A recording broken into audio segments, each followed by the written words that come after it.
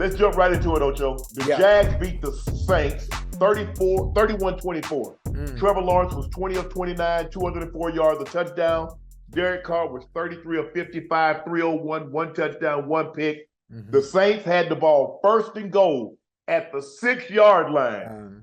4 straight incompletions. They should have had a touchdown on third down, but Moreau, his hands got stiff. He locked his fingers up, Ocho. You know, you got in that situation, you got to relax. Yeah.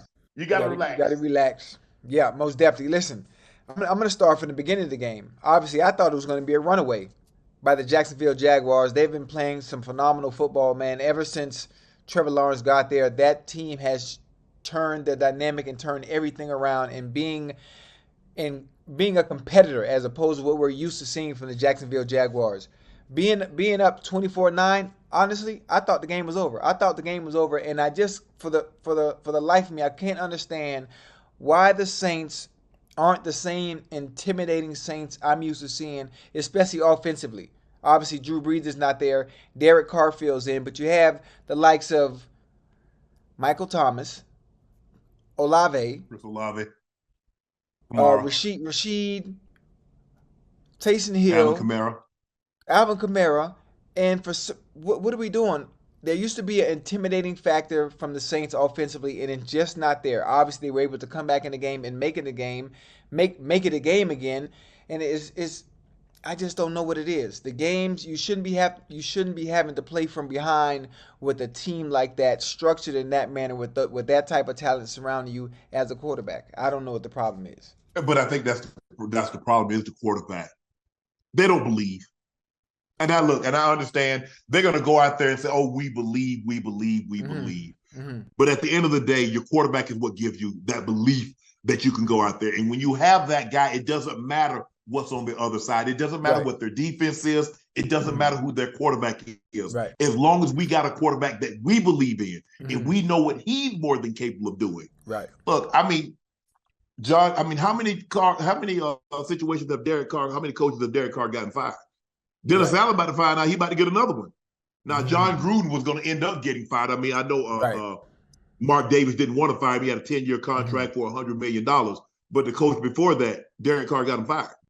Derek Carr, if you just look at the stats, 33 of 55, 301, a touchdown, and he should have had a second touchdown. And then who knows what would have happened. But Ocho, he plays, you look at him and you're like, man, he can make every throw. And then he'll go a stretch where he go like an entire quarter. And you're like, has this dude ever thrown a football? Has he ever played the game of football? And it just leaves you scratching your head like, bro. But then go ahead. But also, I'm looking at it in its totality and really not just putting everything on him, because as I'm watching, I'm looking at receivers giving up on routes. I'm looking at receivers dropping balls and not saving your quarterback. Sometimes you got to save you got to HBO your quarterback. Help a brother out. Sometimes every throw's not going to be perfect. Sometimes on certain routes, you have DBs sitting on you and he has to scramble a little bit. Come back to the ball. Save him a little bit. Reset everything. Reset the alignment to help him out sometime, because it doesn't play out all the time just how it's drawn up. You got to improvise sometime and help the quarterback out. I saw him fussing, with Olave sometimes on some things, on some hot routes. I saw him fuss with a Kamara on some hot routes that he should have broken off based on blitzes that were coming. So there was a few mental mistakes, a few misassignments. So I wouldn't really put everything on Derek Carr, but the onus, because he is a quarterback, he's going to get most of the goddamn blame.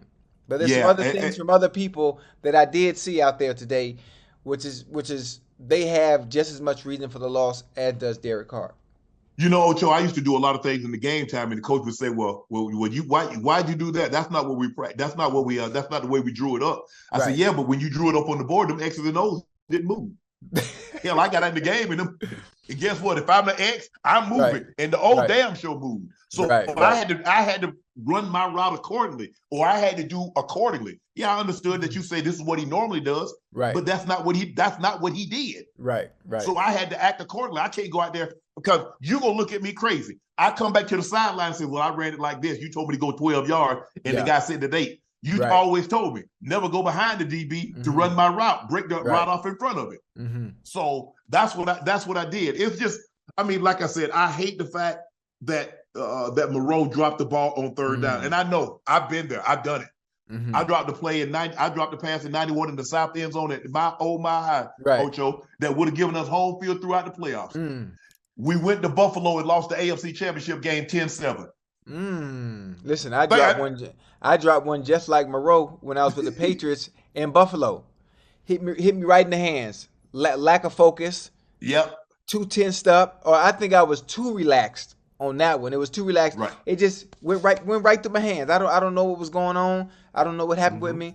But stuff like that happens, and it's crazy how you lose your lack of focus for a split second. Just a second. That's all it takes. And the ball right out your hands.